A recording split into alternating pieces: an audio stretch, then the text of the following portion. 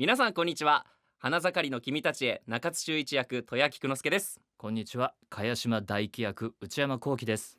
テレビアニメ花盛りの君たちへ第2クールの第2話のアフレコが先ほど終了しました。はい、第1期に引き続きアフレコの感想や本編の見どころをアフレコアフタートークとしてお届けしております。はい、内山さん、今回はルームメイトということでなるほど。よろしくお願いします。よろしくお願いします。なんか内山さんとこう2人で喋るのってあんまないですよね。そうですね、うんうんでもアフレコの休憩中とかはよく確かに確かに、ね、席なんかでもそう席隣なんですよね。隣になることが多くて、うんはい、お世話になってまいやいや、すけれども。こちらこそ今日もなんかはいリップクリームの話したりしたけどしたしましたね。そうね、でも今回の話数は結構中津的にはそうなどんでうでしたか？すよね。結構いろいろ重要な回ですよね。めちゃくちゃいろんな表情というか感情が動きまくってはなんかこまりちゃんとい、いるけど楽しいけどうんどっか水木を感じてしまうみたいな。うんで水木と会うとやっぱ水木のこと好きになる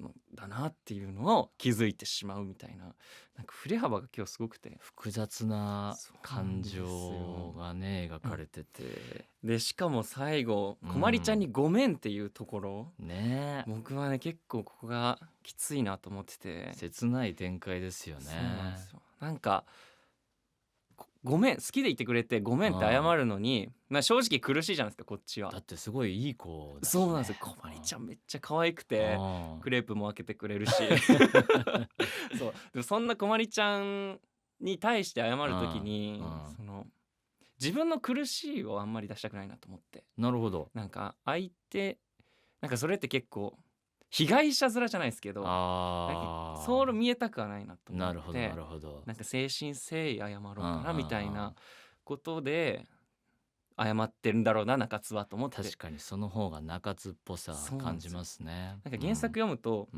めちゃくちゃごめんって言ってるんですよ。なるほどなるほど。すげえごめんって謝ってるんで、そこは組んで組みつつやろうかなっていう風に思ってやって、最後水木に告白するっていう。いやなんか今日すごかったっすよね。てんこ盛りの回ですね、この2話は。中津としてはすごくやりがいある話数でしたね。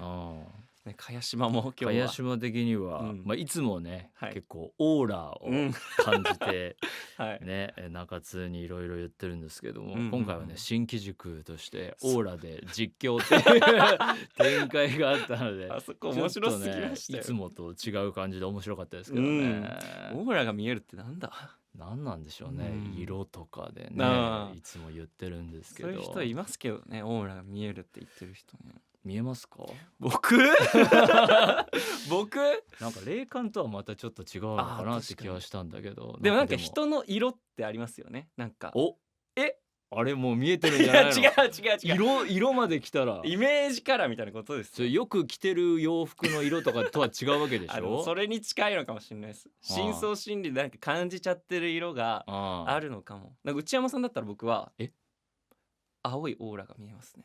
それはその心はなんかもう見えるんですよ。どっちかっていうとこんな感じというか、でも黒に近いのかな。なんかそれ今洋服が今日の服装が全身黒じゃないですか今日。はいあれいつも黒でしたっけ？割と黒に頼っちゃいますけど。そうか。僕何色ですか？オーラの話よね。オーラですオーラ。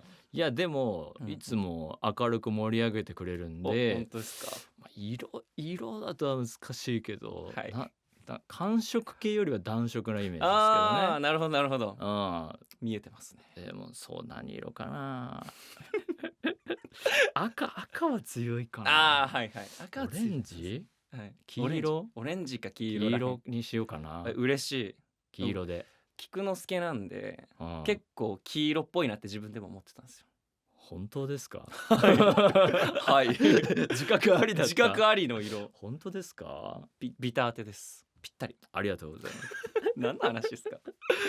オーラが見えるね。茅島もいて、でもルームメイトですからね。そうですね。いつも一緒にいるから仲良くないと難しいよね。ああいう共同生活。そうですよね。しかも今日結構なんか可愛いなって思ったのが茅島がご飯行かないと食いっぱぐれちゃうよみたいな、ね、ちゃんとああいうやり取りがあるんだなっていうのがいいよね。きっと裏で毎日喋ってんだろうな、早く行くよみたいにね促してるんだろうなって思えるよね。水木と佐野のとこはよく見てたけど、その二人も一方その頃的にね僕めっちゃずっと気になってたんですけど、水木と佐野はめっちゃこう甘いやり取りみたいなの正直あるじゃないですか。そうだ、だんだんね、増えてきてる。それを内山さんはどう見てるんですか？どういうこといやなんかあんま表情に出たり笑ったりあんましないじゃないですか、そのアフレコ中。まあまあまあまあまあ、なんかタクさんとかめっちゃアフレコ中も笑うけど、反応してるよね、テストの時とかは特に。どう見てるんだろうなと思って。いやもうなんかだって高校生でしょ、もう昔すぎて、なんかいいですねってなんか青春ですね。ほんとベタな反応しかしてないですよ。内山さんの学生時代とかは、はい、青春ありました？恋愛に限らず、いやいやいやいいですけど、文化祭とか人並みにどういう学生徒だったんですか？どんな人だったんだろう。確か客観的には難しい、難しいね。今よりもっと、なんだろう、気難しいそうなんですか。人、なんだろうな、どうだったろう。なんか、やってた委員会とか、なんか勉強めっちゃやってたとかないんですか？勉強はそれなりに、もうテスト週間とか、もう一夜漬け一夜漬け一夜漬けね、高校のテスト週間とかってもうその1週間ずっとテストじゃないですか。そうですね、2、3科目ずつとか、もう一夜漬け一夜漬け一夜漬け一夜漬けみたいなすげえ。もうほぼほぼ寝ずにその1週間、それで結構勉強はそれですごい結構結果出して、でその学校の成績で僕推薦で大学行ってるんで、そう学校の指定校推薦だったから、うわすごっ。一夜漬けの成功体験があって、それを大人になって変えなきゃなって思って20代の時すごい辛かったでも徹夜でなんとかなるマインドが高校生で育んじゃってでもなかなかさ元気も効かなくなってくるから、確かに30超えたりすると寝なきゃみたいになるから、睡眠とんないとってあるから、あります。何の話これ学生時代の話から。俺はその成功体験が進路にはつながったけど、なるほど、なんかそれはもうちょっともう一回高校生活を送るならそこなんとかしたいなってたまに思い出す。なるほどね。大学君はテストちゃんとやってた？僕も実は一夜漬け一夜漬けになっちゃうよね。そうなんです、本当にね。なんか部活とかも結構毎日バーって入ってたし。部活忙しかったんだ。そうなんですよ。だったりとかいろんなやりたいことをやってて、勉強はマジで授業しかしてなくて。いやまあそうなるよ。そうで、僕画期的な一夜漬け方法を編み出したんですよ、高校の時。教えてください、今更だけど。まず帰宅するじゃないですか、テスト週間。帰宅してすぐ寝る。いやもう OK。 6時ぐらいに帰ってきて7時には寝るみたいな。で夜中2時とか3時とかに起きるんですよ。そっから勉強してテストに向かうと、勉強したその足で行くんで、その直前の記憶があるっていう。いやその説もわかるんですけどわかるんですけど、俺なんか、いやこれは僕の体験談としてなんですけど、学説がどうのじゃなくて、なんかやっぱり、寝てる時に頭の中が整理される感っていうのあったんですよ、高校生の時に。実感もあって、その短い仮眠ぐらいの 3,4 時間だろうが 4,5 時間の睡眠だろうが、うわー勉強してぐわー暗記して、寝てる間になんか頭がガチャガチャガチャガチャって動いてる感じがそんなあったから、実感が、そうやっぱ寝る前にやった方が寝てから行った方がいい気がするんだよね。なるほど。もう勉強とかしないけど俺の経験談的にはそう。そうなんだ。